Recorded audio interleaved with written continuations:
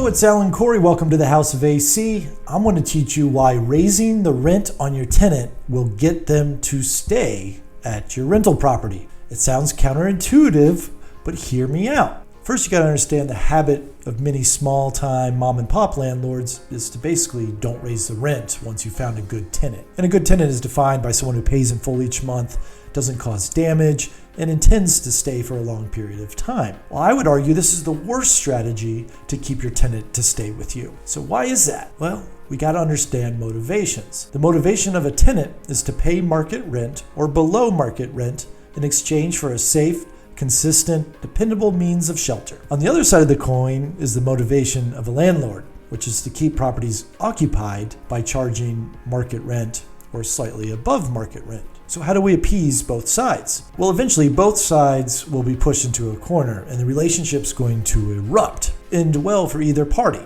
So consider this example. You rent out a property for $1,000 a month, making about $20 to $50 a month profit as a landlord. And you say, hey, it's better than being vacant.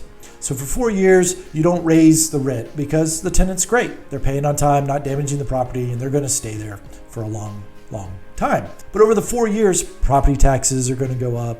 Home insurance rates are going to go up. Landlord expenses are going to creep up like they tend to do. And eventually you hit year 5 and you're like, wait a minute, I'm losing money. As a landlord, I just want to get back to where we were 4 years ago, that delta between income and expenses, that little small spread. I'm not trying to be greedy, maybe 25 to 50 bucks. I need to get back up there. So you explain this to your tenant. You even bring a real estate agent over, and the agent says, well, hey, you could actually rent this on an open market for $12.50 now a month. So it makes sense as a landlord. I'm going to charge $12.50 a month. I'm not trying to be greedy. This is what market rent gets, and I'm going to give you the same deal I gave you 5 years ago.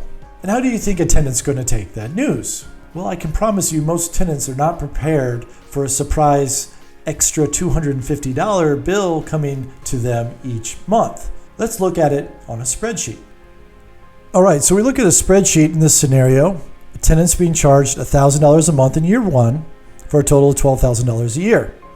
At lease renewal, there's cost to stay is $0. You're not raising the rent, so of course he's going to stay. And the rent savings is $0 because you're charging market rent of $1,000 a month. So year 2, the tenant has the same sort of thought process. Hey, at the end of the year, my cost to stay is $0. The rent is not going up, but actually rent should have gone up. So I'm going to be saving about $600 a year because it probably could have gone up $50. And yeah, I'm going to stay because I'm saving money now. Year 3 goes by, you didn't raise the rent as a landlord. Again, cost to stay, $0 because you didn't raise the rent.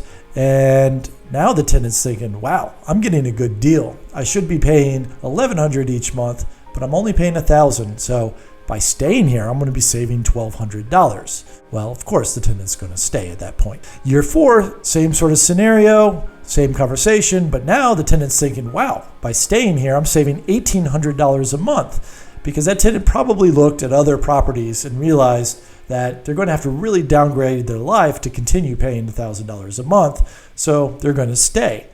But we get to year 5 and we see the tenant's going to be paying $250 more each month for a total of $3,000 a year, and the rent savings is $0 because market rent is $12.50. I'm paying $12.50. I'm not saving money by staying here. I'm actually going to have $3,000 more in expenses by staying here.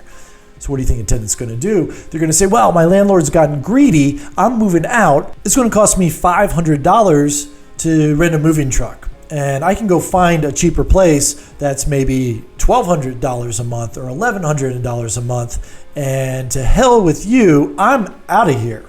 And then you as a landlord have to go find a new tenant. So maybe it takes you a month to find a tenant, but that tenant can't move in for another month. And then you get market rate. So after 5 years, you total about $60,500. So what's the alternative? Well, let's have a look at scenario number 2.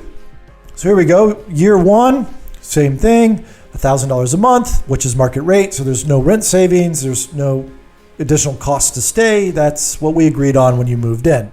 Year 2, hey, I got to raise the rent $50. And the tenant has a thought process, well, it's going to cost me $600 to stay here. It'll probably cost me $600 to move. Got to find a moving truck and take off work, and it's not worth the hassle to move all my utility bills over. Fine, I'm going to stay. I don't really get any rent savings because that's probably market rate, an extra $50. This is what other properties are going for. So yeah, I'll stick around. Year 3, same conversation. It went up $50. Well, it's $600 more for me to stay. Same cost it is for me to move. I'm going to stick around. That's probably market rate. So there's no rent savings. Wow, year 4, went up $600 again. But you know what? I'm actually going to be saving about $300 by staying here. Even though they raised it $600 on me, they probably could have raised it $900. So I'm saving $300 by staying here. So yeah, I'm going to stick around. Year 5, $1,200, and went up $50 again. We already know in year 5, this property, based on the realtor's input, is $1,250 on the open market. But I'm only going to charge you $1,200 as a landlord. Well, guess what? That's $600 more for the tenant, but you're saving $600 because I should have charged you more than I actually did. So the tenant's going to stick around. Sure, you're basically breaking even by staying at this point. So as a landlord, you're making $66,000 over a 5-year period, which is a $5,500 difference between charging $60,500 by being a landlord that didn't raise the rent and had a tenant that moved out. The best way I've found to have this conversation is whenever I have a tenant sign a lease, I put in the lease what it will raise to the following year. That way the tenant's been given 1 year notice that their rent is going to go up, and they know exactly how much it's going to go up. So at the end of the year, when we have a conversation, it's, hey, the lease says this, and we're just going to continue with what the lease says. It's a much easier conversation for a landlord, and it's a much easier conversation for the tenant. So there you have it. That is how you keep your tenants happy and staying in your property because you've raised their rent.